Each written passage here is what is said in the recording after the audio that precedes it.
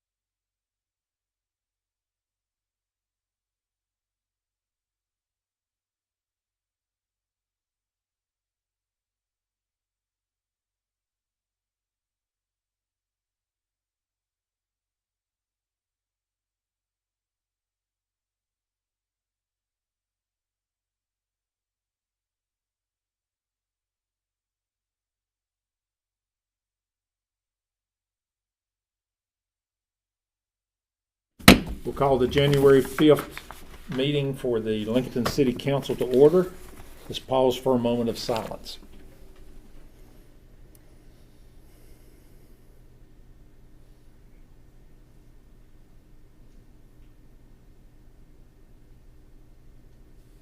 Thank you. If we could all rise for the Pledge of Allegiance.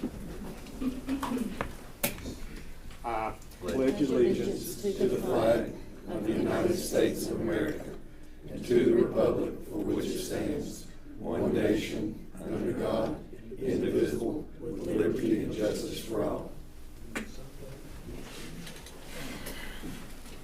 Okay, you've had a chance to look at the agenda. Are there any additions or deletions to the agenda? Mayor Hadley, I'd like to make an addition with permission of this board. I want us to have a little discussion about the homeless problem in Lincolnton. There's been a lot of talk, and they don't know we're doing things, but we are. But I just think maybe we need to touch bases and talk about it a little bit. Okay, maybe we do that then as item 7B, discussion on homeless. And don't let me forget whenever we get down there. Are there any other additions or deletions? If not, I'll entertain a motion to approve the agenda as amended. I make the motion to approve the agenda as amended. Motion by Jill. Any discussion? Hearing none, all those in favor signify by saying aye. Aye. Anyone opposed? Motion carries. You've also had a chance to look at the consent agenda items. I'll entertain a motion to approve the consent agenda items. Motion to approve the consent agenda. A motion by Christine. Any discussion? Hearing none, all those in favor signify by saying aye. Aye. Anyone opposed? Motion carries. Next on the agenda is something that I've been looking forward to, and I would like to ask Terry Bergen to come up, please.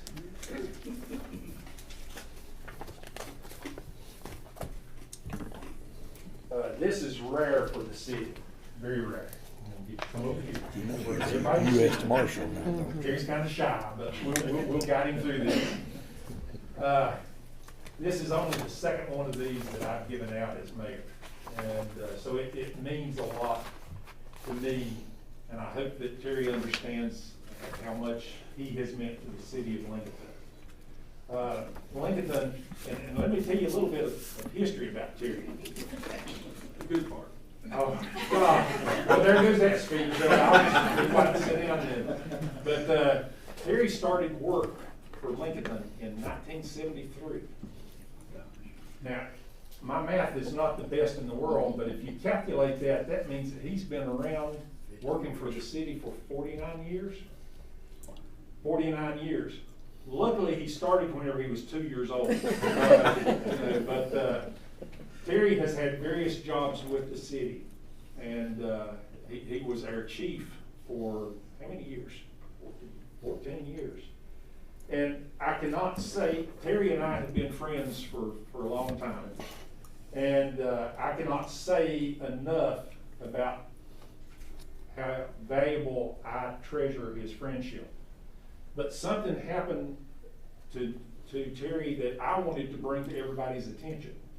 And that is that he has been appointed a U.S. Marshal for all of Western North Carolina.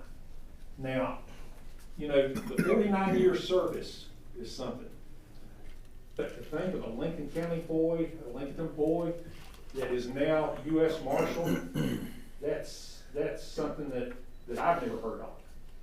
And I thought that it deserved a special recognition. And I see the former mayor back there. I'm sure that Johnny feels the same way as I do. You couldn't ask for a better representative of Lincolnton. And so glad that his family could join us. But let me read this to you. The key to the city of Lincolnton is presented to Terry J. Bergen. What does J stand for?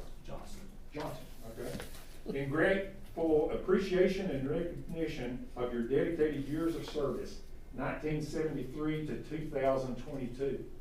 A little footnote to this, the only reason why he resigned from Lincolnton is because he could not be affiliated with any local law enforcement whenever he became a U.S. Marshal. So, we got 49 years out of this. That's pretty good. I guess we can let him resign for that. But Terry, I really greatly appreciate it. And I'm speaking now for the entire city council and all of the citizens of Lincoln.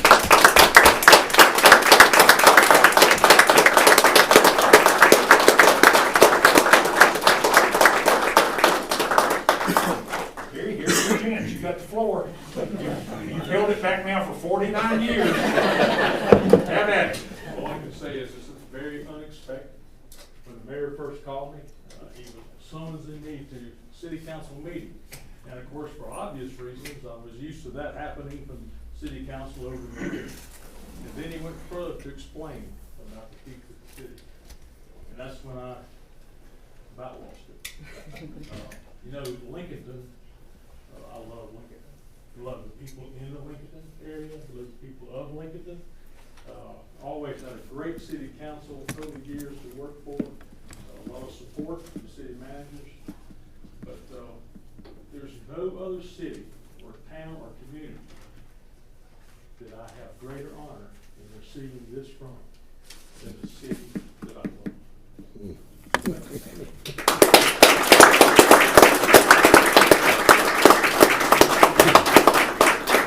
Mayor, I was telling his wife, I just like to say this, I guess I've known Terry as long as anybody in here.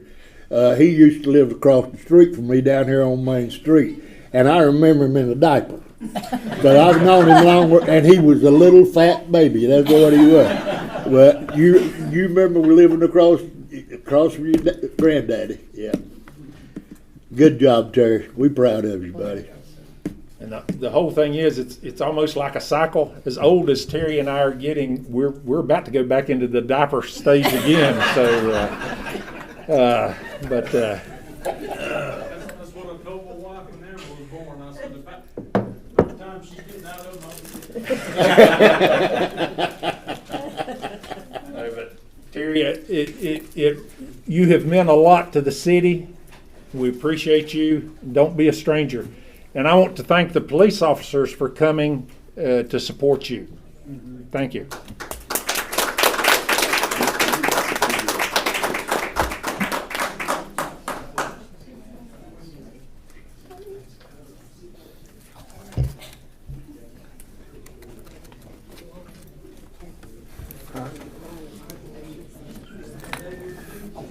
Okay, next item on the agenda is public comment. Is anybody signed up for public comment?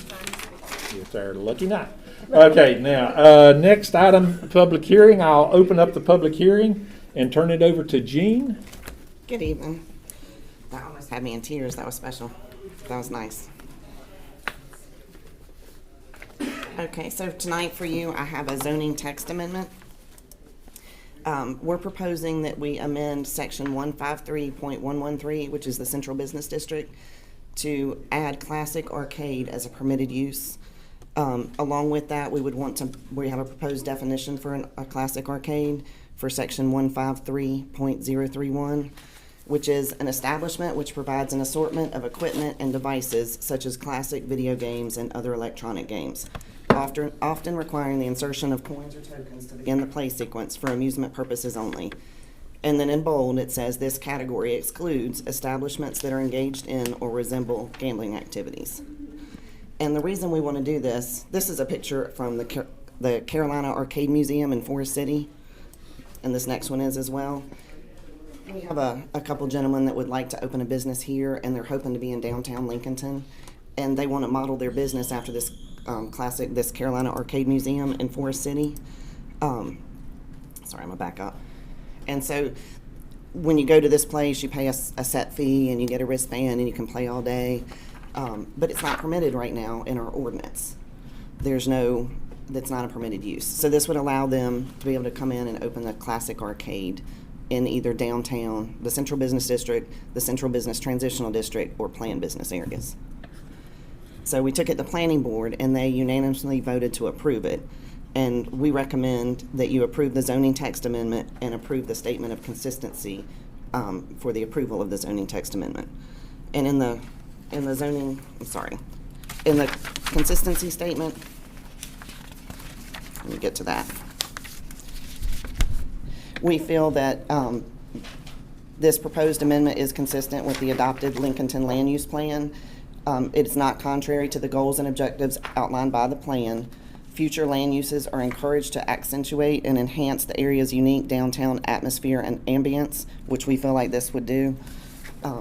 The gentleman that wants to open the business is here if you have any questions for him, but really this is more about the text amendment and getting it added to as for a permitted use. We just wanted to show you what he wanted to do because we feel like it'd be a good fit for their downtown area. It's something for the kids to do, something for the adults to do. No. I actually went to the Carolina Arcade Museum just to check it out, and we had a ball. We had a lot of fun. You didn't invite us? I should have. I made a mistake with that. I apologize. I saw one of these in Forest City a couple weeks ago. That's it, yeah. Is that where you got it from? Well, it's nice. And I'm that's telling what he's you. modeling his business after. He's friends with the people that own that, and he's modeling it after that That's business. great. Do you have any questions about anything? What about the parking, Gene? I mean, are they gonna let you park back in the back there, or? Well, what- he doesn't have a site yet. He's got a couple places he's looking at. He doesn't have a specific site yet. But anywhere in downtown, I know everybody complains about parking, but I go to downtown Lincolnton every weekend, and I never have a problem parking. No, if you wanna walk a block or two, it's fine. I've been utilizing our new parking lot, and really it's convenient to anywhere on that side. That would be a good place for them to park, though, yeah. Where is he? I mean, is there? He doesn't have a lease in place yet. He's in the process of talking to, he's got somebody he's talking to, but it's not definitive, so we really don't want to say yet. But he is looking in the downtown area, like he wants to be in that area. And he's hoping for like Water Street, as an entertainment destination, it would be a good fit, but it just depends on what he can find. Okay. As y'all know, I don't know if y'all realize this, but our buildings get snapped up pretty quick. Let me ask a logistical question. If this passes, will he have to come back with a conditional use, or this No, would? it would be a permitted use. This would be a permitted use then, so he wouldn't have to come back to the council for that. We'd essentially be adding that to the list that you provided in here Right. at some point. Yeah. And that's why we put that bold line in there about not resembling gambling, because we don't want any issues with that, like the skilled games or the fishing games. But we feel like it'd be a good fit for our downtown. And at Forest City, it's an attraction for Forest City's downtown. Well, this is one of the biggest outcries I hear from parents. Give us something for the kids to do, so maybe this will help out. Our Student Advisory Council has made it clear over the last couple of years that there's not enough for teenagers to do, and Jean's daughter serves on that committee, as well as my granddaughter. And God, we hear it just about every meeting. There's nothing for kids to do, and this would fill a niche there for teenagers and older. Well, teenagers are teenagers at heart. And it's the big kids. Yeah. The big kids. It's like it too, like the adults. Makes me wonder what we used to do. Oh gosh. We didn't, if you didn't climb a tree, you didn't do that. Or get in a fight. You didn't have nothing to do, you'd tag up and start fighting. Well, I don't even want to talk about what I did. So, are there any other questions? If not, I'll entertain a motion to close the public hearing. So moved. Motion by Christine. Any discussion? Hearing none, all those in favor signify by saying aye. Aye. Anyone opposed? Motion carries. Now, I'll entertain a motion to either approve, well, let me make it easy. I'll entertain a motion to approve as recommended by the planning board. Motion. I'll make that motion. Kevin made the motion. Any discussion? Hearing none, all those in favor signify by saying aye. Aye. Anyone opposed? Motion carries. When is he gonna start on this, Gene? Do you know? He would like to be open by May or June, but he has not yet secured a lease. So he is working on that. Rhonda's working with him. He's working on that hard. But hopefully, because he's got, what did you say, 150 games? Let's see. 100 to 120 games. They want to put 80 in so they can rotate out, so it's not the same games every time you come in. I've already got that many on Oh, good. So it sounds like you're ready to roll. Question, are some of the classics in there? I mean, you got Galaga and Pac-Man and some of that stuff going on? Oh, yeah, I'll be in there. They're pretty much all classic, right? Like 80s and 90s video games. Okay, I'll entertain a motion to adjourn so that we can go play some games. Okay, did I take the vote? Yeah, Can we discuss, I mean, can I Sure, say sure. anything? When I talked to him, I was impressed with the way he's gonna split up the age groups. Can you address that or tell them that you were gonna have younger kids, I think, be accompanied by their parents? Yes, ma'am. I'd be more than happy to. Hello, my name is Randy Silver. I'm kind of a new resident of Lincolnton, beautiful town, and I apologize for the gum in my mouth. My grandmother taught me better that you don't talk to people with gum in your mouth. But to her question specifically, during the school hours, when school is in, our hours that we plan to be open are going to be about 6 to 11:1, depending on where our location is. That will stand for the hours there. If we decide to settle on a location in Water Street, which we've been waiting for the amendment to get approved to really pursue the contract, it will be in line with the businesses in that area. Now, children we haven't decided on the age yet, but under a certain age will not be allowed in there after a set time. Now, luckily my wife is a teacher, so during the summer we will have extended hours for the kids in Lincolnton to be able to go to the arcade and play games during the day and have that.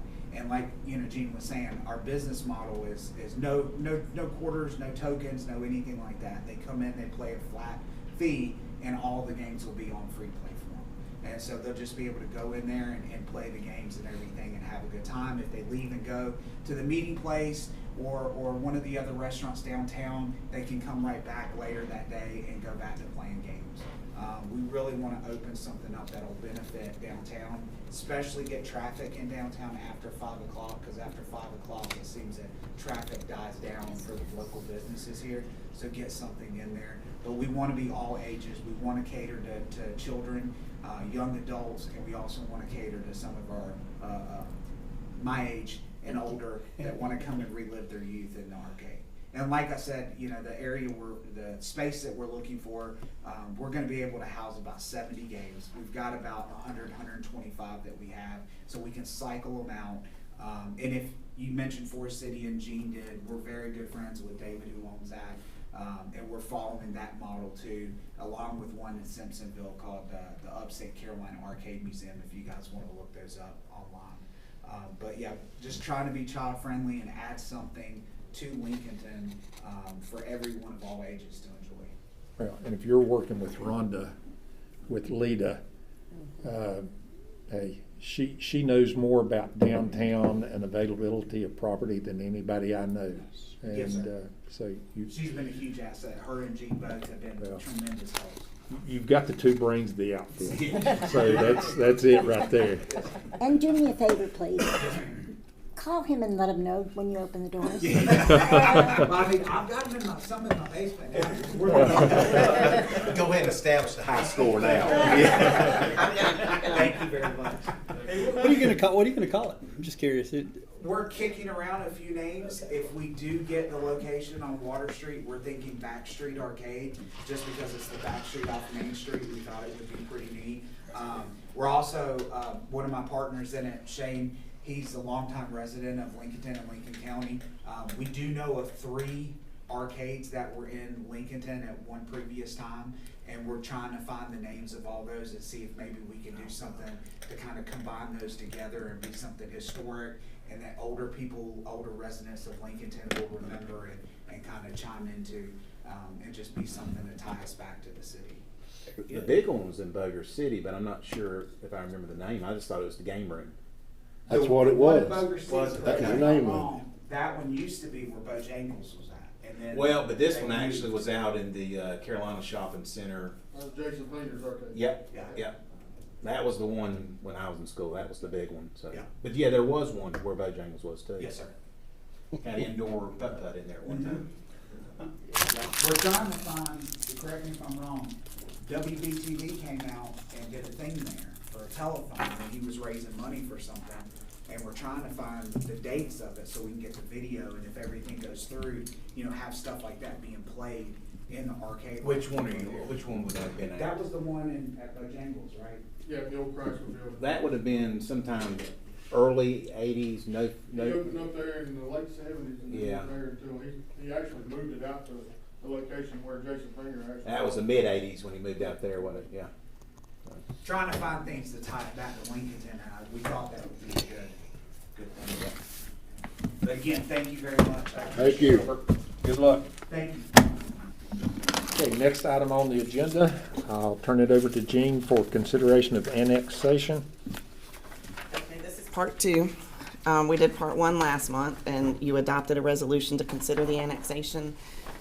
If you remember, it's this property off of Startown Road.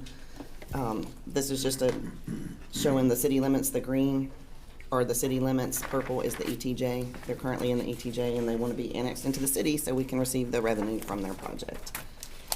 So in order for them to do that, they have to meet certain state statute requirements. The petition has to include a meets and bounds description.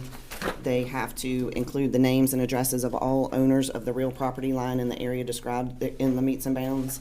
The petition has to include the signatures of all owners of real property.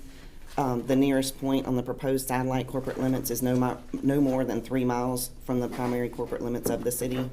No point on the proposed satellite corporate limits is closer to the primary corporate limits of any municipality other than the city they're asking to be annexed into. The satellite area is so situated that the city will be able to provide the same services as provided within its primary corporate limits. To the extent that the proposed satellite area contains any portion of a subdivision, the entire subdivision is to be included in the annexation. And so the area requested for annexation meets those above requirements that are required by state statute.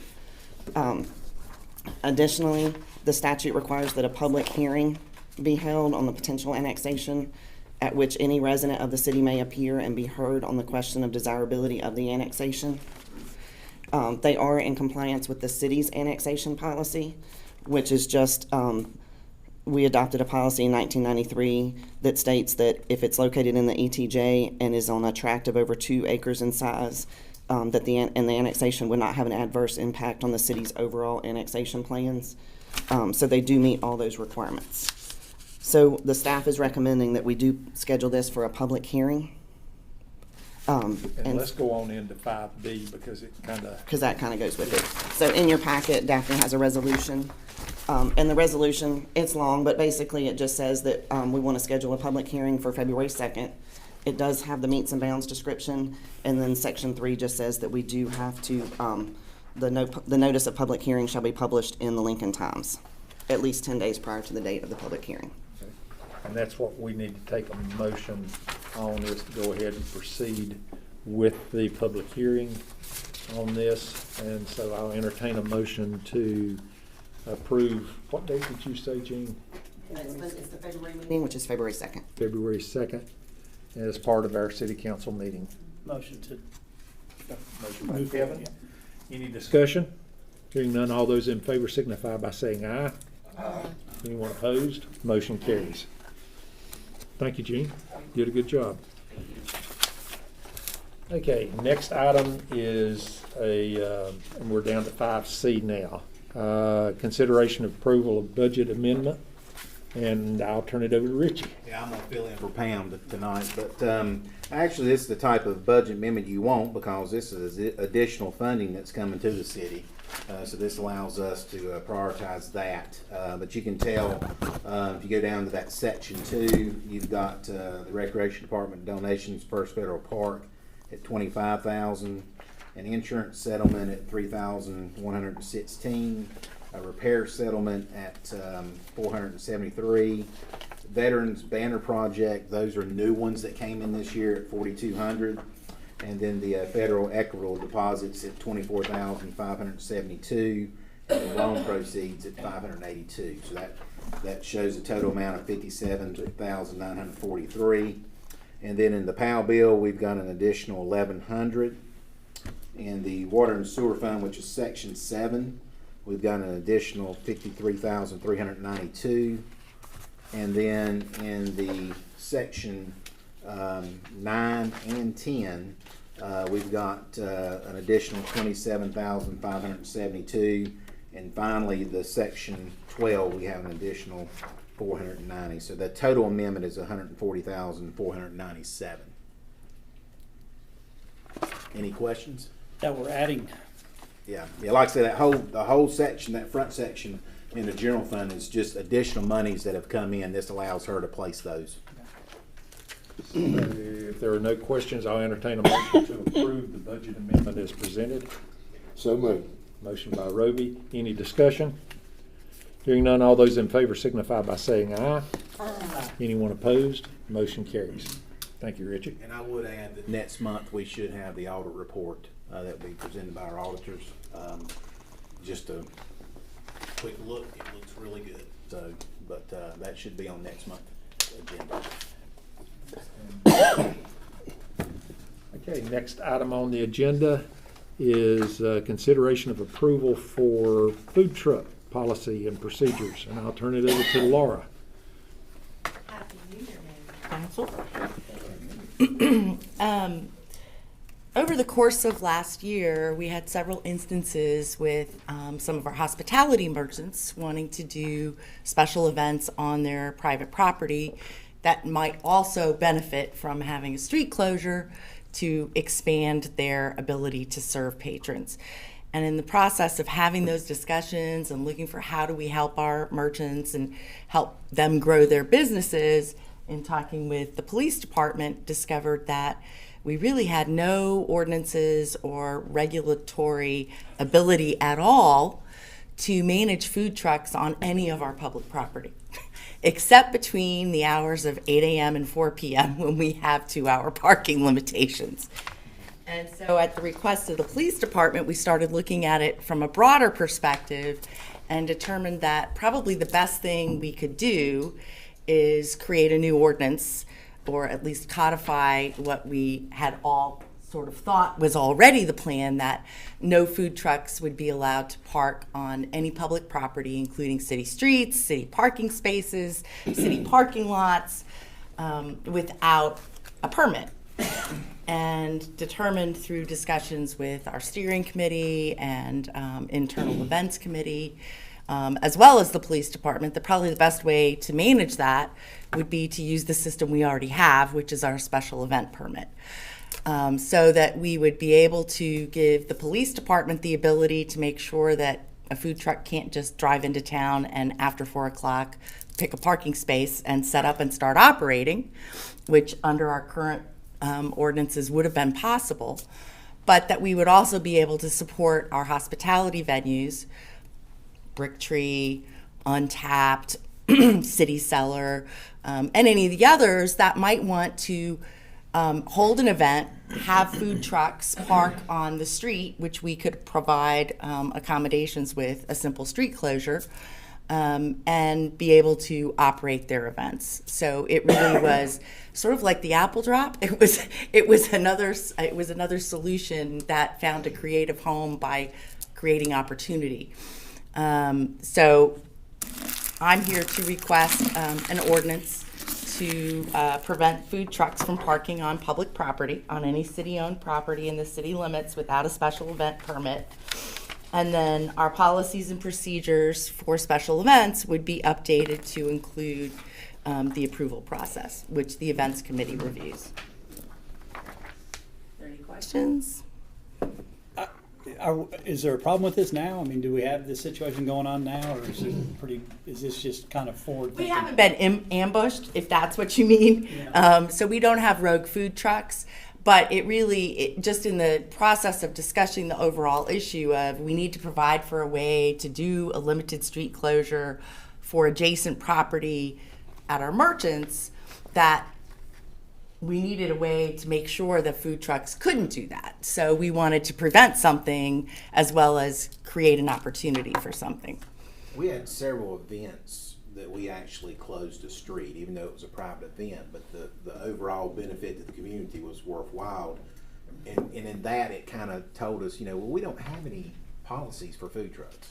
The only policy we have right now on that type of a vendor is at our Parks and Rec. We don't allow you to come in and sell anything without getting a permit from Parks and Recreation. But we see in the future, having it with the addition of restaurants, somebody coming in and parking near a restaurant, not paying a dime, and then benefiting from being near the restaurant. So I think I think it's a good policy to have, and we know that a lot of other cities and towns have gone to this as well. Exactly. It's a forward-thinking It's thing. proactive. Oh, absolutely. and reactive, yeah. Most communities, we were actually surprised to find that we didn't have a food truck prohibition already. And we also recognize that we have merchants that having food trucks is part of their business plan. And we want to protect them to make sure that their business plan remains robust. Look at Brick Tree. Exactly, and Untapped. That's what they do. And until Carrie opened her kitchen at City Cellar, she was doing some food truck events and may have some larger events that she utilizes her parking lot for, where she wants to have a food truck. So it was forward thinking, but it also gives our police department a way to make sure that someone, we're becoming a magnet. People are coming here to visit. So it does prevent someone from just coming in and setting up in a parking place to start vending.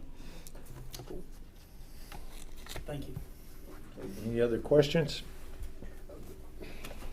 Not, I'll entertain a motion to approve the food truck policy and procedures as outlined. Motion to approve. Motion by Christine. Any discussion?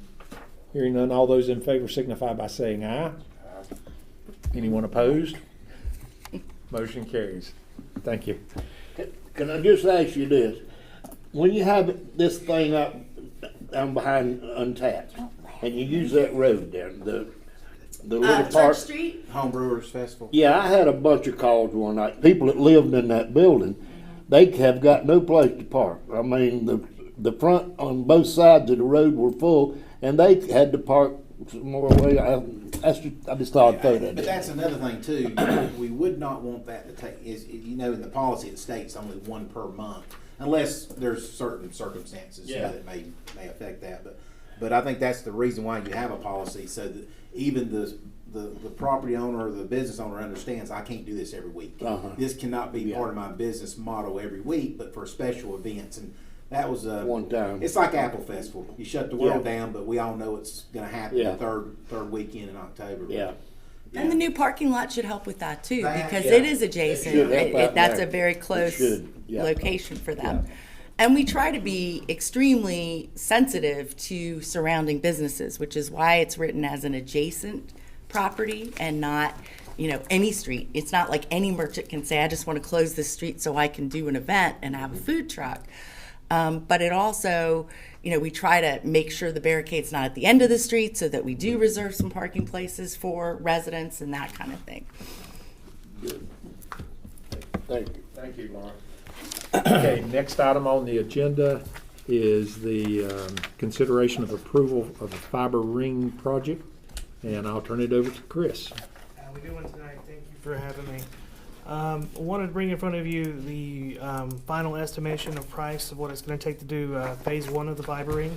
I brought this to you guys in August of last year, and you gave me the go-ahead to kind of price it out, see what it would take, and build it out. So this is for phase 1, City Hall, the PD, Welcome Center, Public Works, and Parks and Rec. The final cost ends up being $423,160 is what it's going to cost to do aerial fiber throughout the city to create a ring to link up each building to each other. So, with that said, there was a request for bigger numbers, and I have those prepared this time. So this is what we're paying now, monthly, roughly for phase 1 locations. We're paying $886 per site. Yearly, as you can see, $53,000, and for 5 years, $265,000. That is based off a 100 meg connection. For the infrastructure you guys approved for us to put in, we could do a 10 gig connection. For that pricing, that goes up considerable, and we use AT&T and AltaWorks right now as our vendor. It's all hosted, and they handle all the problems that happen with it. But we're at the mercy of them if something did happen. So this is the pricing for the 10 gig connections. 5 year, you see right there being $1.6 million for just phase one of what it would cost to have 10 gig connections to each location. So that is the reason why we're looking at putting in our own fiber. Aerial fiber being the cheapest, because if we decide to do in-ground directional boring, that could take the cost to $1 to $2 million. So cost savings for aerial fiber. If we look at the 10 gig connection, we'll pay it back in 1.5 years. If we look at the 100 meg, it'll take 8 years to pay it back. But either way, after that, we own the fiber, and therefore we could go forward and have a cost savings from there on out. So, any questions? So it's a cost up front, but in the long run, it will save us money. Year and a half. How long will the fiber last? Forever. You just have to do a maintenance here and there just to keep it going. Once you have the pathway, you'll just repair it as stuff happens to it. So it's not a 10-year, 20-year kind of life cycle. It's just going to be there. Mm-hmm. Is this something that we really need? I mean, I Well, don't have an idea what's going on here, but Technology driven, but I'll let Chris answer any questions on that. no, that's just because this is beyond me. All this, Chris, if you need any technical help, Don't ask. We'll help you out, yeah. Roby and I will be glad to step in and help you. just give me a call. If you drive city to city now, like Hickory being one of them, you'll notice there's dark fiber in the ground, fiber they use to link their buildings Yeah. together. This is not internet fiber that we're doing. We're just doing sheer connection from here, from building to building, to save on cost. Going forward, if we build this ring out the right way, we could put SCADA on it. We could put other things that we rely on communication prices, as far as 4G connectivity or their point-to-point SCADA satellites and stuff like that to talk to each other. We could scale down prices of that by hooking our fiber straight to them. So we could save other things that I haven't even budgeted in yet. So this is the base unit, but it's expandable. And it's phase one we're talking about here. These, Yes. And then phase two will come later. Phase two, it gets a little tricky since we don't own the poles. I have found out wastewater and water, we do own the poles, so we might be able to get those in quicker with phase one. But of course, it's not a part of this pricing. But to get all the way to fire station 2, we don't own any of the poles to go out that way. So we'd have to kind of figure out a different means of doing it. So this pricing is both phase one and phase two. No, the pricing is only phase one. The $423,000, that is just for phase one, those 5 sites. And that's it. And like I said, this is the 100 meg connection. This is what we're kind of outpacing right now as far as connectivity. We're growing, and we're going to have to look at going somewhere in between as far as price-wise, so that price would go up eventually. I'm just building right now to what our equipment is good for. We could do a 10 gig connection, what equipment we have on the backbone now. And this KNC will do the actual installations. The fiber on the poles, yes. And so this is for communication purposes for these For those sites, yes. those sites. That's correct. How much would this cost in 2 years? How much more would you think it would cost? If we went in between and hit the number of what we would need. I mean, how much you think it'll go up in 2 years? Exponentially. Yeah, like that number for the directional boring, 1 to 2 million. I mean, that's a full million in between on just that. Granted, that's a whole different spec. We would put this on the pole as you know. One of the cons about doing it on the poles, that if there is a fiber break, we'd have to call out KNC to fix the fiber. If there's an accident or something takes down a pole or tree limb, and this and that, we'd have to call. Now the ring is redundant. If it takes out half of it, the other half will route back the other way. So it's looping. Mm-hmm. Oh, I didn't know that. The only thing, like at the PD, let me pull up the map. If it takes out this leg right here, it would take out the PD altogether. You wouldn't have the PD. Same thing with parks. If it takes out right there, it would take out the parks altogether. Because it's not in that loop. Yeah. But if we take out anything in between, it would just go the other direction. Okay, any other questions? That don't mess up Facebook. On the police department, why, and go back to that map, and again, why not just Could you loop that? just come over to the other side of the police department? Well, there's no poles there to get back, I don't believe. Yeah, that's the only poles going in right there on the front side. We'd have to loop all the way across. I did this based off of Poles. square footage of how much fiber we were using. So we were just kind of doing a link like that. Now there will be 2 links going in, so it'll take out the coming and going.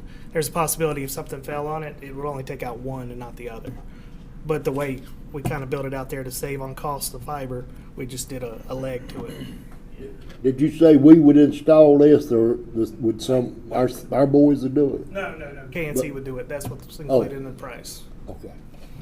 And now, as far as funding, that's been identified from Pam as being either capital funding or ARPA money.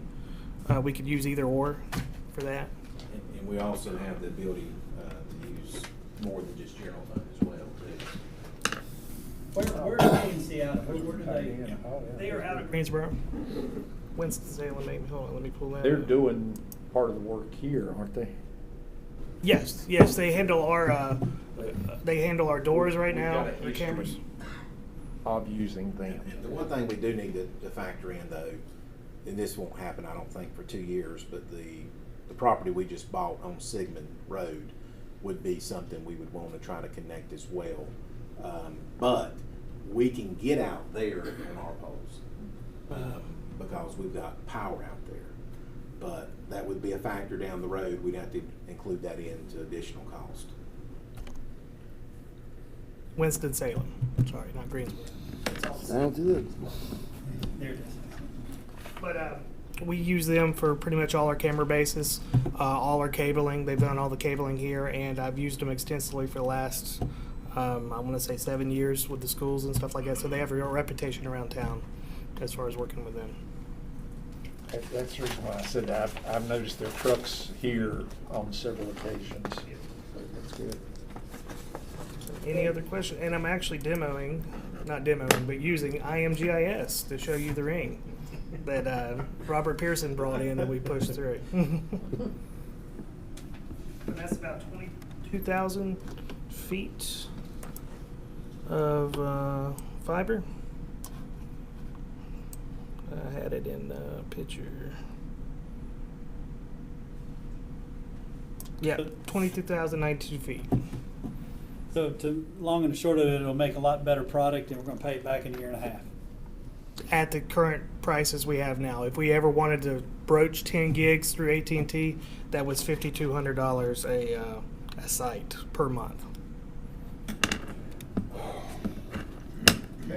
Take a little longer to pay back. Well, no, cost is opposite. Yes, if we went the 10 gig route, a year and a half, we'd pay it back. If we sign that deal tomorrow. But they usually hit you for 3-year terms when you sign up with them to get the best price. So we would definitely not sign any long-term leases with AT&T or anything like that. We would just move to our own fiber and save the money. And in City of Lincoln, we control this. Yes. This would be super. Okay, sounds good. The only thing we cannot do by statute is give internet out to businesses and stuff like that. It would be just for our use. We cannot do that as a municipality. We cannot be a provider of internet. Any other questions? The reason for that is because there is competitive. I went to a mayor's meeting up in Black Mountain that was on this, and you can do it if there are no providers.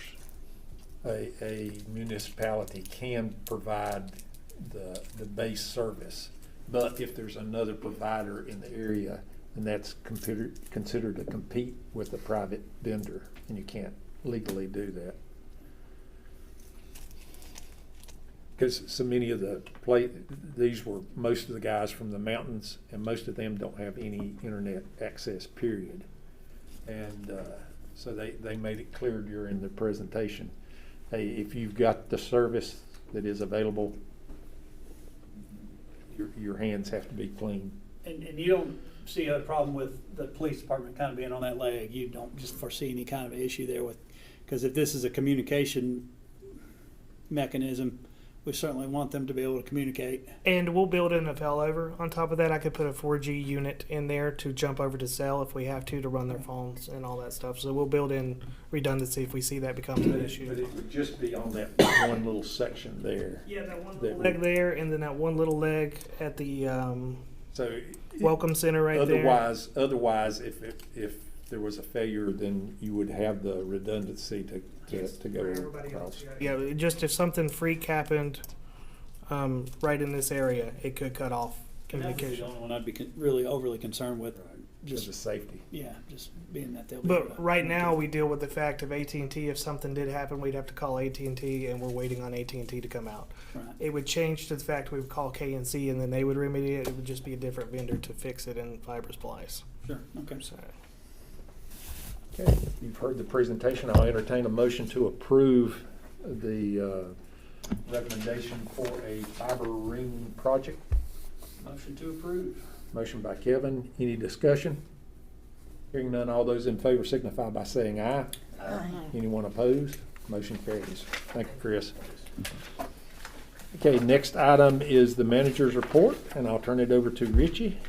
And then we'll just go from there into the 7B, the discussion of the And that's homeless. fine. I had actually built in some discussion in my report, but what I'll do is skip it and then we'll come back Okay, afterwards. okay, that'd be good. That's fine by y'all. Just a few dates. For us, January 1 means it's budget season. So notice when I start sending my weekly report and next week's schedule, just notice you'll start to see days that I'll have budget and it'll be all day. That's when I'm gonna lock myself in the office. If you need me, you can call Daphne. She will find me or knock on the door and drag me out. But that's about the only way to get it done. That and Saturdays, truth be known, because it's not something that you can really do when you're trying to communicate with the world. So there will be some days built into my schedule that's all I'll do is work on the budget. Tomorrow is our first Friday recycling. Seems like it gets quicker every month. January 14th is the second Saturday, shop local. And then February 1st is our Main Street meetup. That's at Fosco's Coffee. And that has turned into a great event. If you've not been, please come, which I know everybody in the room has, but it is a really, really good event. Other business, I would like to mention that Jamel Farley, unfortunately, has resigned from the Tourism Development Board. He is moving out of the district, so we'll have to have that on next month's, Daphne, to vote on for a new board member. Like to mention that Dave Ramsey's deals are still continuing. We sold the Huss Street lot for $19,001. That is a lot that that was donated to us or given to us due to code enforcement.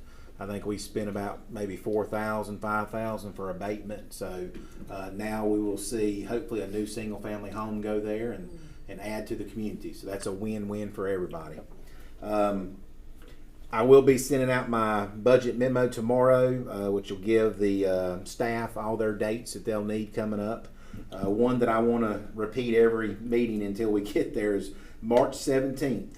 All day is budget retreat. But we'll be sending you packets and so forth. Please email me any items that you want on the agenda for the budget retreat. Now I'm going to mention a few that I've already put on there, so if they're on there, don't worry about it unless you want certain things. We will be talking about the recommendations that will be coming from the homeless committee. There'll be some ordinance changes that we'll be looking at. Our Part C, or the third leg of our pay study. Tax revaluation will be a big discussion. Those will be coming out in February. You'll probably start getting some phone calls about people's tax values going up. Social district, which y'all are aware of. We've had discussions with that with the downtown. A 10-year CIP, which will show us our future revenue and its capital expenses, and trying to figure out how we need to line things up and when things need to be, put in order. And that'll be the recommendations from department heads, and then we'll take what y'all want to do and we'll kind of build it moving forward. Strategic plan is something we go over, and that's really what our budget is based off of, and that includes infrastructure, employee benefits, downtown development, and recreation. Those are the 4 goals that were laid out in 2015, 2016, when we did the strategic plan. I would like to say, now that since 2022 has ended, a special thanks to our special events committee. Laura's chair of that. We have several department head and mid-level managers on that committee. They handle the event logistics, the safety, traffic management, setup, cleanup, and we're talking about, you know, our events, the parade, the apple drop. We're talking about DDA events, Apple Festival, anything you see where we're closing roads and shutting downtown. This group sees all of those and makes recommendations and so forth. Richie, Yes. I couldn't believe how smoothly that huge parade. Oh, yeah. Wonderful. Now, I always say no this. hiccups that I know of. That's because of the hours and hours and hours that go into it. Sure. And like I say, before we just pretty much just passed the paper around and said, hey, you know, whenever you have time, let us know if you've got the barrels. Let us know if you. Now that group comes together, they meet and discuss it, you know, in a group to decide the best way to approach each event. And they're always looking at safety. That has become a top priority in any event we do. But I just, like I said, I wanted to give a special thank you to those guys because, you know, that's additional meetings they have, but it is time well spent. Laura, how many floats were there? 103. Yeah.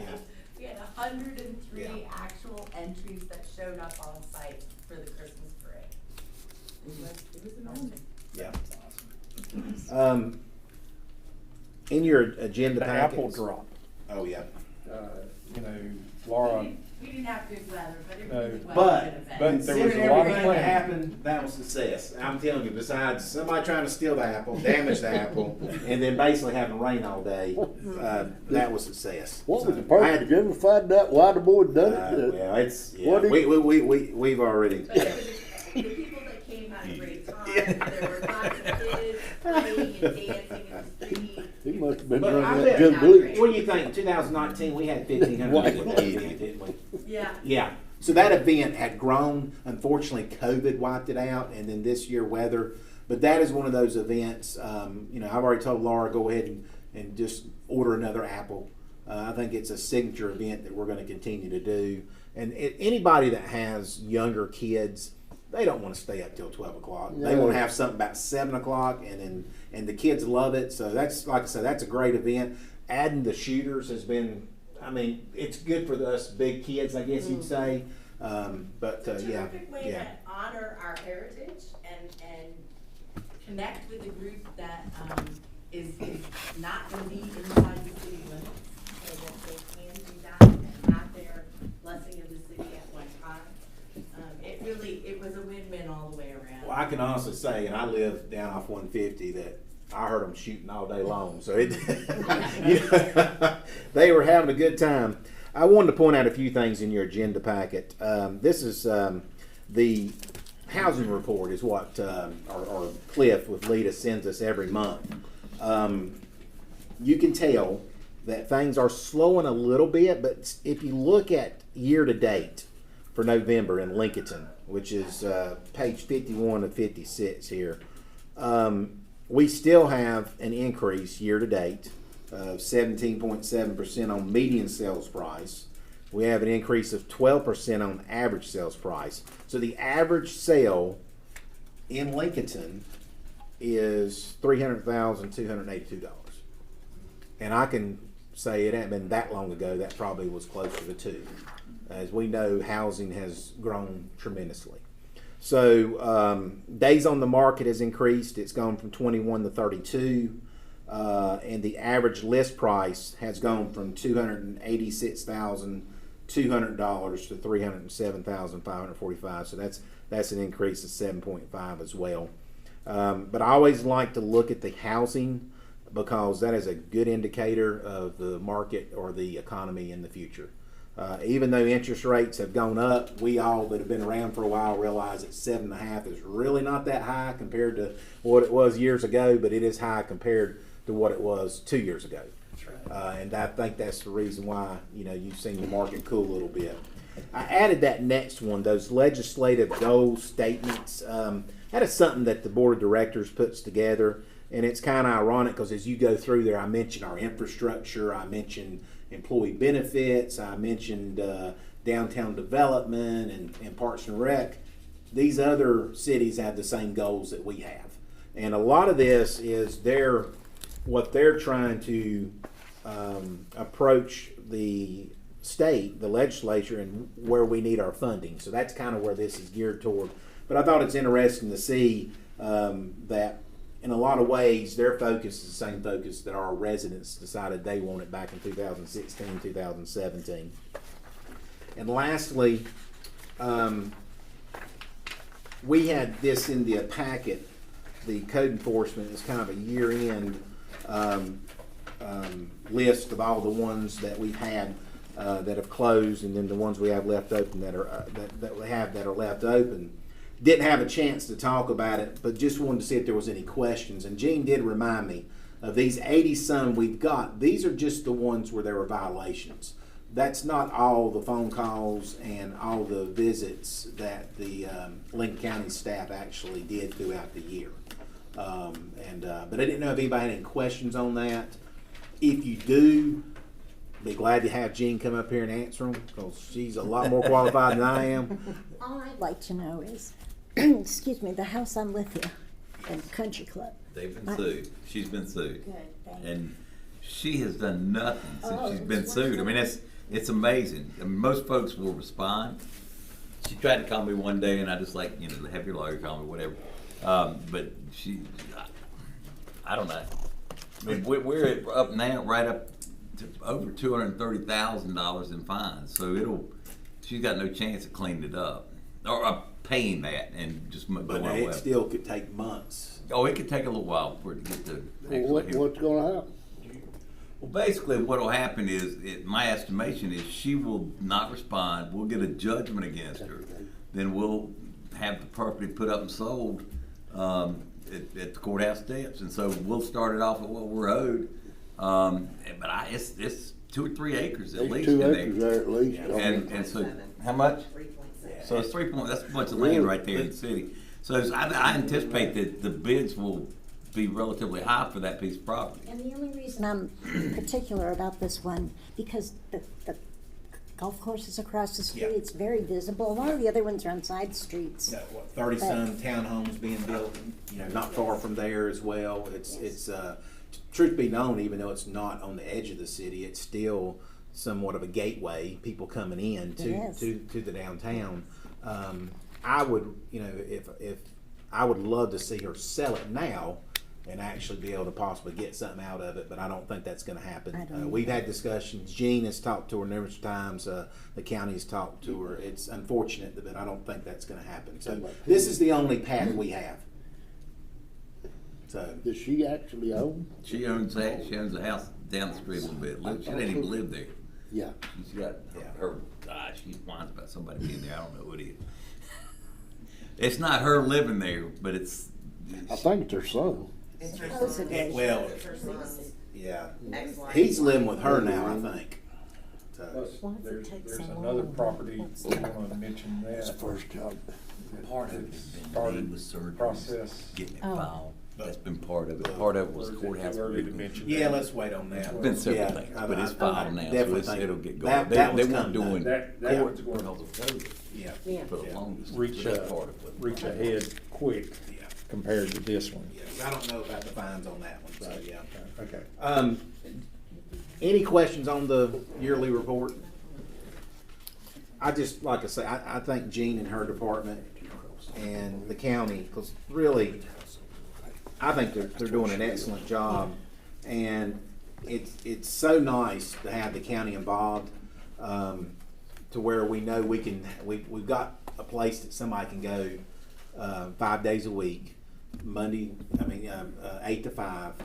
Before, when we were contracting it out, that was limited, and I like the residents and the property owners have the availability to go somewhere and talk to somebody and not have to worry about trying to catch them on the phone. So I think it's been, to me, it's been a really good working relationship with the county, and I think, you know, it's something that it was, for us, it was a good move, and definitely not only a money saver, but it's been a good move as far as customer service also.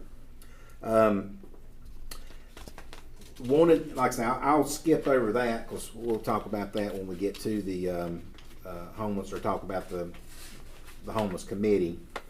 I would like to mention two things. I always want to talk about customer service, and when we have employees go beyond what we call a normal level of customer service, or go out of their way to make sure somebody is taken care of. And this is more so just going out of the way to take care of the city. Our distribution collection over what we called our holiday, which was Friday through Tuesday. That's when our employees had Christmas off. Our distribution collection had 43 calls. So that on-call guy had 43 calls on his days off. And there were 4 mains that they dealt with, but 43 times there was somebody with the city of Lincoln responding to a resident that was having an issue, just in that one department. That's not counting all our other departments. But I thought, you know, I got that email from Todd Elmore and just saying how much he appreciated his guys doing that on a holiday. But we have to remember, you know, I've always said this, when so many of us are enjoying a time off, we've got police, fire, our plant operators, their work, you know, those are 24/7 jobs.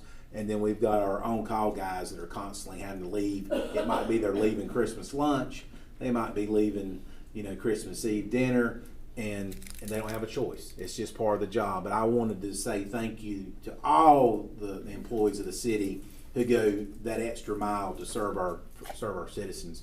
And I'm going to put a punt. We lost Robert to retirement. Robert was our MacGyver. Yes, he was our MacGyver. How many times is this? Oh no, this is his first retirement. Oh. He worked here 34 years. But I'm gonna put that tag on Chief Hebner now, because we had issues after the gentleman decided that he was going to be King Kong and climb the tower. We had issues with the crank, the winch on it, and so Chief Hebner and his crew, there was about 3 or 4 of them, came up there. They worked on it, actually took it apart, took it to the shop, welded it, added some things to it, brought it back, and now it actually looks like a true apple drop. So they didn't have to do that, but they did, because they wanted to see the city's event be the best it could be. So I just wanted to give a shout out to those two, and I wanted to make a comment about Terry Bergen. He was a department head when I first come to work at the city. The one thing I'll tell you about Terry, and I've told him, so I'm not saying anything new, but every time I mention Terry's name, I mention about professionalism, because he taught me as a young person coming through the city what being a professional was, and how to be professional in your job. But there again, 49 years, I mean, you can't say enough about it, but he is definitely been an asset and somewhat of a legend with the city of Lincolnton. Richie, I'm sorry. No, go ahead. Appreciate giving kudos to everybody, but probably need to just take some kudos yourself, because that type of attitude reflects leadership, and you've got good people that work around you and with you, and good leaders in the different departments, and that just reflects good leadership. So I'll second that. little kudos to you. I think you should give yourself a surround pat on the yourself back. with great people. Yeah. Because they make you look good. So. But thank you, I appreciate it. You bet. Whenever I called Terry to ask him to come, that we wanted to recognize him, I told him, I said, listen, bud, I'm doing you the biggest favor that I've done for anybody. I'm putting you first on the agenda, because you've been through enough of these city council meetings. You don't need to hear the whole thing. I said, we'll do you first so that you can leave. And if you'll notice, Terry was out the door before we even finished there. That's 49 years of experience. That's right. You got to think about the one before Terry. That trained Terry, his daddy. I don't know whether y'all knew that or not, but Tom was his father, and he was something else. Okay, homeless? Yeah, did y'all want, I mean, I've got a list of things that we're actually working on now, or would you want to? Why don't I just tell you where this came from? I don't know if you've been getting calls. I was getting calls, but then I'm on Facebook, and there was a whole discussion on Facebook about this city isn't doing anything for the homeless, and we're not getting anything done. And I just wanted to maybe touch bases, talk about some things that we might be able to do before the group comes back with their recommendations. So that's why I put it on the agenda. Well, I'd put it on here because Chief and I, we met with the command staff 3 weeks ago, 3 weeks ago. We meet quarterly and talked about things that we could do. And then Chief and I have met in the last few days to kind of organize those thoughts. And I give all the credit to him and his staff because I don't know what needs to be done on the police level. That's why we have experts. That's why we have people that have years of experience.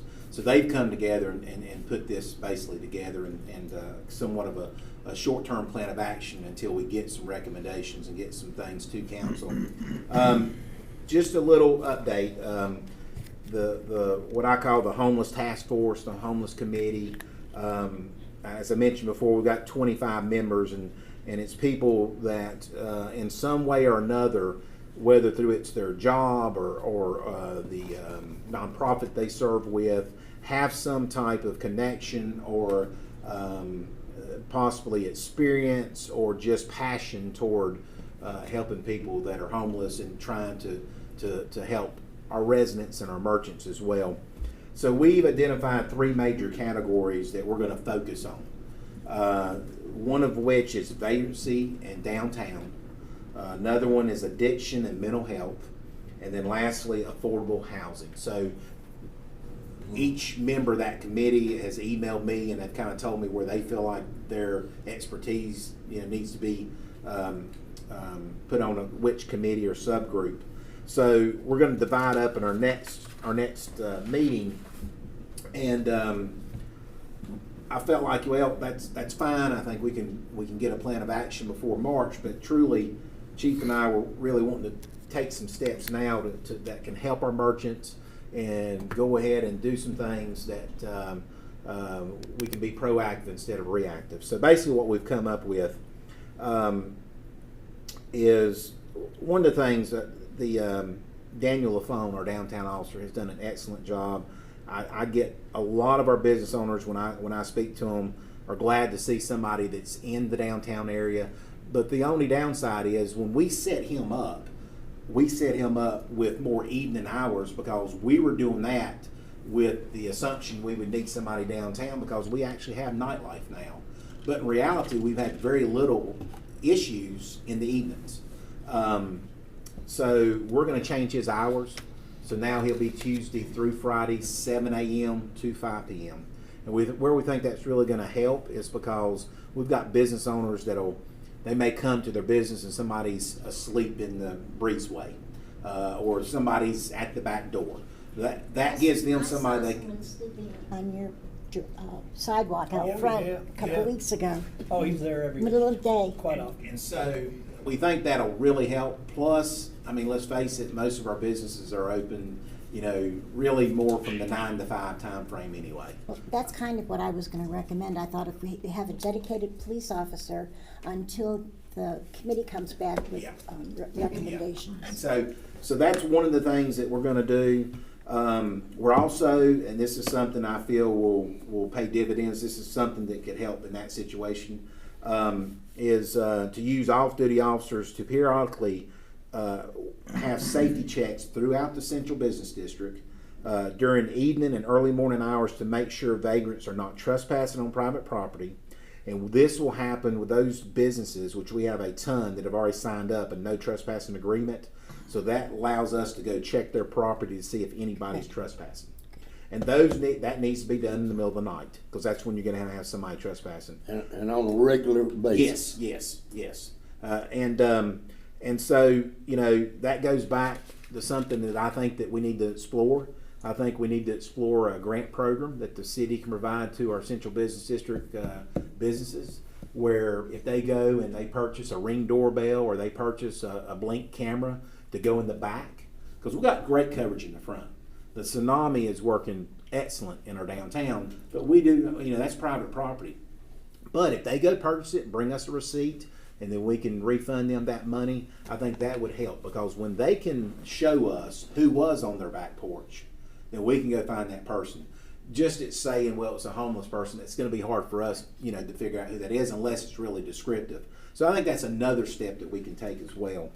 We're gonna work to make sure to ensure that our sidewalks, our public trails, our streets, bridges, and public spaces are kept open from someone blocking ingress and egress. That's another factor as well. We get complaints about people laying on the sidewalk near Christian Ministries, in the tunnel at Rail Trail, in the street where people pretty much can't get by in a vehicle. And so we're going to make sure that when we do have those issues that we're addressing those as well. But I think a lot of that is making sure we've got somebody in that area that can check that periodically. I'd like to make a recommendation. Could we have it on our schedule every month, and if there's something to talk about, Yeah. or just update us? Yeah, I think the best thing to do is just let me include that in my monthly, and as we go through my monthly, I'll just leave some time at the end to discuss it, and we also tell you what's working and what's not. Give some plus deltas there. Another thing, and Chief Jordan had found two different ordinances that I'm going to allow or send to the steering committee to review that will assist our downtown merchants. One is in an ordinance specifically for loitering, and the other one is for public urination and defecation, because we've had that issue. And this would even approach something that's on private property. Additionally, I've talked and left messages with 4 different people in the North Carolina DOT Bridge Division, asking if there's any way we can have a fence installed at the 27 West Bridge and have no trespassing signs put up.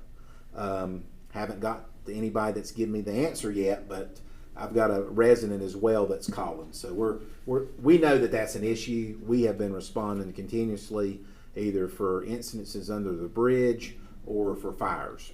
And just to let y'all know, if somebody has a fire for heat or cooking, we cannot make them put it out. So that's you learn something every day. And finally, as I mentioned before, we will have a more complete plan of action that we're going to bring to y'all at Budget Retreat. I think there's some opportunity to go ahead and like I said, be proactive, put this in place, and then by March, we'll know what's working and what's not working. But I think we need to realize too, the addiction and the mental health is a lot what we see, or a lot of the issues. It's not really economic. In years past, you could say it was somewhat economic when unemployment has gotten sky high, but anybody that wants a job can get a job right now. I think it's drugs. Yeah, I agree. yeah. I think a lot of it is addiction and mental health. So that's why we've got people with DSS. We've got people that are like Vanessa, that is the new opioid person for the county, because we know that that's going to have to be addressed as well. I do think we need to probably have somebody on our staff, that can help with that. And that doesn't have to be a police officer. It could be somebody totally different. But I believe that we see enough of that now that it would benefit the police department and the city of Lincolnton to have somebody full time. The gentleman that came and spoke to us from Hickory, I see a lot of advantages of having somebody like that on staff. I really do. Now, whether that's just the city or whether it's a city-county position, I don't know. But I definitely think those are the things we need to talk about at Budget Retreat. And I do think the more times that we can do, like I said, these safety checks, the less likely we're going to have issues, because people are going to realize that you're not going to be able to go sleep behind a building downtown, because periodically they're going to be coming by and checking. We are in discussions with organizations like Hesed House and Christian Ministries. They're on our board as well. to discuss things that they can do to assist us also. So it's everybody that we basically thought needed to be on this committee is on this committee, and have several residents and business owners that are on there just because, you know, they see the effects of their business. And So there are local merchants on yes, that committee as well? yes, we've got Rex Ryan, the barbershop, John Gillen, Gillen Realty. We've got there's one more, Betty. Yeah, but I can't think of his name right now. But he had actually years ago had been a volunteer at Christian Ministries, and so he just had a passion for helping people. So when this report comes in, we'll be able to know what some of that feedback from Yes. like Christian Ministries and Yes. some of the others is. Yeah. Okay. But that's, you know, those are just a couple things. I mean, this is, and I told the committee when we met, I said, yeah, I'm trying to get something to council by budget retreat, but this is not, this is a committee that will continue. Whether we meet every month or every quarter, I don't know, but this is a committee that's going to have to continue to meet and come up with ways that we can assist our residents, assist our merchants, and it's not something that's going away. But we can do things to assist, and we have spent way too much time, way too much money in our downtown not to put in the effort to make sure that, you know, that you have a safe place for people to come. And like I say, we've got to think about these individuals too. You know, if we can find an opportunity for them to go and get help, we need to do that. Can I mention the Hesed House Yes. project? And Keith, I don't know whether Keith Poston has gotten in touch with Eugene or not, but they're planning now to build some tiny houses over at Hesed House, which would be transitional. Plus it would increase the capacity for Hesed House. But it would be transitional in that after they've spent whatever time that they need to at Hesed House, they can go to a tiny house. They can get some experience as far as living on their own, paying rent, utilities and that kind of stuff. It would be at a greatly reduced rate with the tiny houses, but it's getting them enough capital that they can then have their own apartment or have their own housing, and working with public housing and with Barbara at public housing. So hopefully it will get people, and I'm talking now about a long-term solution to homelessness, get people where they are able to have housing and then transition into their own responsibility. And that's, a lot of it is teaching responsibility, teaching financing, teaching all the stuff that we take for granted that people would know. But some of them are going to need a helping hand, and it's going to take a changing zoning, and that's what I talked to Keith about, and it will be coming to us in the near future. Does Hesed House have the money to make the 2 tiny houses? Yes, thanks to Ted Alexander. And we had talked about that. I had talked to Keith and some other people that are on the Hesed House board about, you know, we could use the money, or they could use the money for, you know, current expenses and that kind of stuff, but why not make a big bang with it? So they've already contacted a contractor, and he can build 3 tiny houses, possibly 4, with the money that Ted got from the North Carolina General Assembly. And it's a good way to show that Hesed House is responsible in trying to solve a long-term problem. And hopefully that will show Ted and Jason both that, hey, there is a willingness there to spend the money for capital outlay instead of just running through it as far as operating expense. And so that's going to be coming through Gene's office and will eventually be ours. But that's a small step, but yet I think it's a step in the right direction to teach responsibility and give them a helping hand. Yeah, it's true. It's a transitional housing. Is what it's designed for. And Keith is on He is task on that, force. yes. I really think, and Christine's on that board, we've got a really, really talented board, and I feel confident that some good ideas are gonna come out of that. Now, like I mentioned, if we solve it completely, then we'll all retire and go on a tour, because it is definitely a problem throughout. I spend a lot of evenings on YouTube watching different shows or different things that talk about Skid Row, and there's one that I can't remember the name of it now, but this gentleman has spent the last 10-15 years going into Skid Row and interviewing people, trying to figure out how they got there, you know, and what's the reasoning and so forth. But it's, you know, most of the times it's addiction. I think with the groups like Hesed House and DSS, and I'm trying to think of the others, they work with this professionally. This is their job, so they would think of things that we never would. So that really makes me happy that we brought them into that. And we're, I'm sorry. and just to mention as well, because Chief and Major and Captain Harris and Sergeant Green and Officer LaFone, I want to give them credit, because they've done an excellent job of inventorying the tent cities that we have and interviewing those people and finding out, how'd you get to Lincoln? Are you from Lincolnton? Are you not from Lincolnton?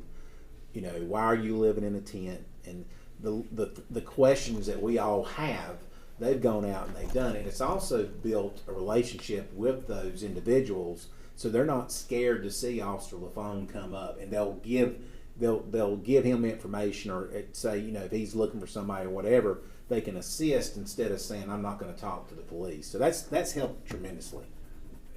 And the reasons are what they are. Just my question, or I guess curiosity, is the increase in the homeless population in relation to the increase in our general population. What are we seeing over the last few years? Chief, you may could answer that. I know right now we've identified 43. 40, yeah, some of those are off the street now, but Yeah, they are. we know this year we've identified 43 individuals in the city limits. I guess my question is that population growing faster than our general Well, population, in your opinion? I know the gentleman that came from Hickory said they generally have around 300. So if you're looking at population, that we're probably, I mean, they're not 10 times larger than we are. Let's face it, it is based off most of the time. Now, you mentioned Dallas had. Yeah, Dallas, if y'all know how small Dallas is, they went for years, never had an issue other than one person kind of like our Todd that everybody's kind of used to, and now all of a sudden they're seeing a big rise in their homeless population. And they don't even have the resources. So. They're gonna go where the opportunities at. If you build these houses, and I'm not trying to be negative, the more you do, they're gonna come. The word gets around, hey, in Lincoln they're giving away hot dogs or something. They're gonna come. They're gonna come right here. That's the way it's happened for the last 2 years. Yeah, one of the things that's the purpose of my question. That's why I'm asking those questions. Is this something that we're seeing a rise because of an attraction, or is it just a general rise in the more services you provide, yes, the more you're going. But I think the difference with the tiny houses may be the way they're set up now is for Lincoln County residents, and this would be somebody that's going to transition to there and then into a full-time rental.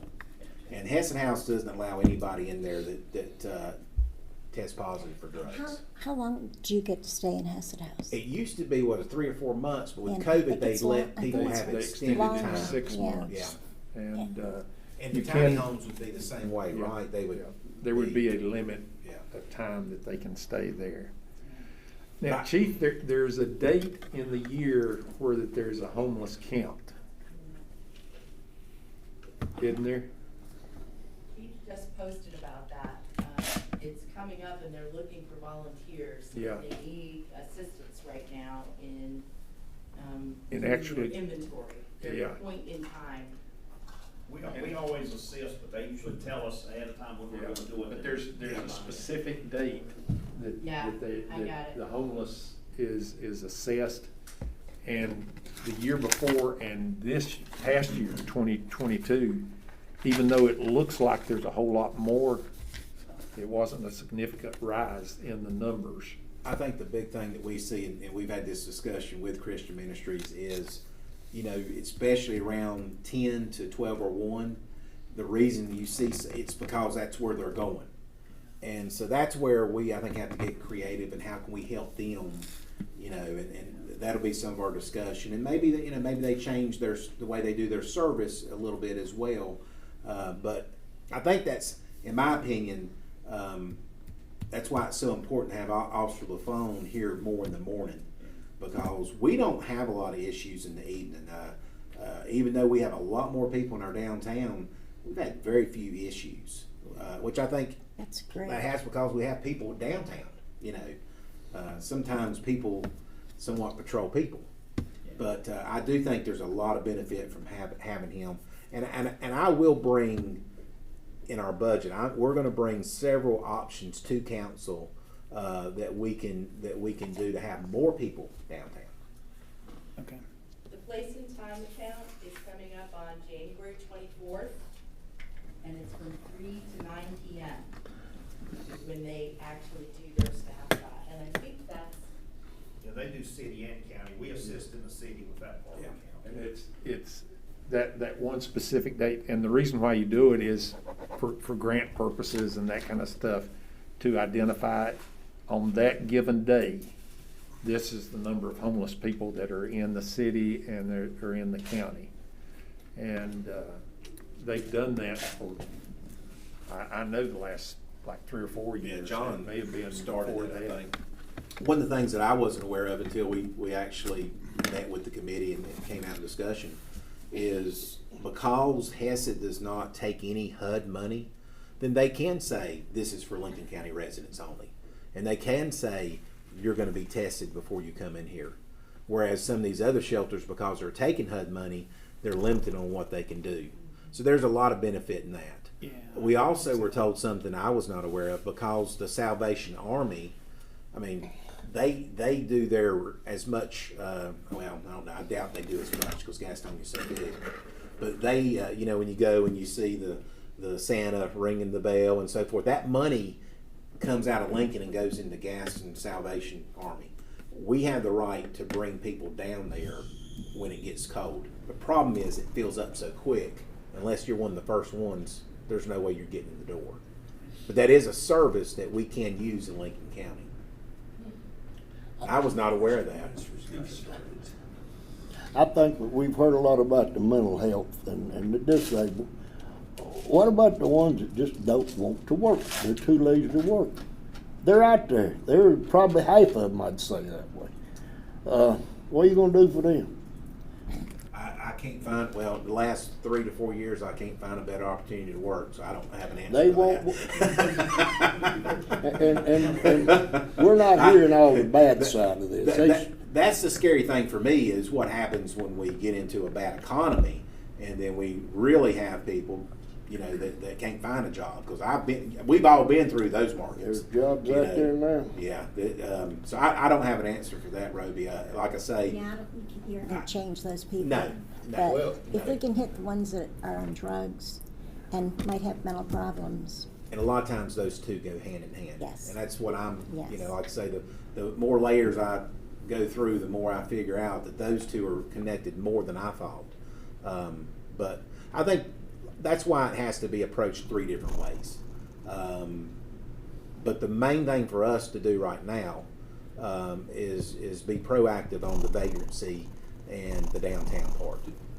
We all know of business owners that have experienced somebody unfortunately urinating behind their building, or you know, or it's and so those are the things that I want to make sure that we're doing all we can to assist our business owners and our customers, because we have literally put time and money into our downtown, and we don't want people to say, well, I'm not going to Lincolnton because, you know, they've got too many people that are begging. I will tell you this: the gentleman that we had most of our phone calls has been in jail for so many, and so our calls for downtown have done this. Just one person Melvin. Yeah. We all know who he is. Yes. So, I mean, it's, We're not hearing a lot of the, I mean, I don't say a lot of violence, but it seems to be getting more violent. amongst themselves, yes. I got an email the other night that a lady was washing the clothes, and Chief, I know y'all went on the call, I think, but she had her clothes inside the laundrette, went over there to get them, and there were 6 in the building and would not let her get her clothes. And y'all had to call her, right? Yep, we've been down there several times since then. We've got a new trespass agreement with the owner now. That's right, that was And resulted. he is gonna put up cameras that he can actually see from his house, so that'll help. And two-way Yeah, communication. he can communicate with them. But that allows him to call the police and say, I've got a I gentleman think there. he will that now. Yeah. That was the key. He couldn't do that before, so hopefully by him doing that, he's gonna be able to help us as well. Well, thank you. We all wanna help, but there's some that don't want help. And there's some that's gonna be a problem. And that'll be to the end of time, too. Huh? And unfortunately, that'll be to the end of time, too. And what you're doing is good, but why isn't that working in other cities that you're trying? It's worked nowhere. Well, but I do think some cities have had success when it comes to assisting their business owners, and I've said this, and I think y'all know this, and Chief and I have talked about it. For real change, it's going to have to come on the legal side. For real change, They've tried it everywhere, Rich. No, it's They've tried it in San Francisco for years. But the reason, and I don't know if you noticed when the new mayor of LA, they basically used the state of emergency to start dealing with it. That's what's going to have to happen in Raleigh, and that's what's going to have to happen in Washington. This has been going on for years right here in Lincolnton, and we've let it slip by our fingers. They've got a hold on it now. Well, and I think, like I say, a lot of it goes back to we, and I say we, I'm talking about the state and the federal government. We've pulled funding out of our mental health facilities, and we've pulled funding out of the addiction centers, and it's coming back to bite us now. And I think that's where we get full circle is when we probably get people in Raleigh and Washington to realize they're going to have to start putting that money back in to have real change.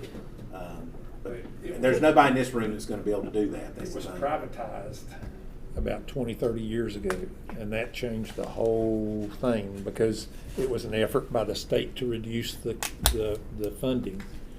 And it did. It reduced the funding tremendously, but it also reduced the services. And you cannot, you can't reduce the services and expect it to stay the same. And there are less people in Broughton now than there was in the 70s. Yeah. Well, Is there still a problem? yeah. That's very small compared to what it was. When I thought that, yeah. They've rebuilt it, because that's was one of my in a prior life. You worked there. I worked there. I was getting ready to ask.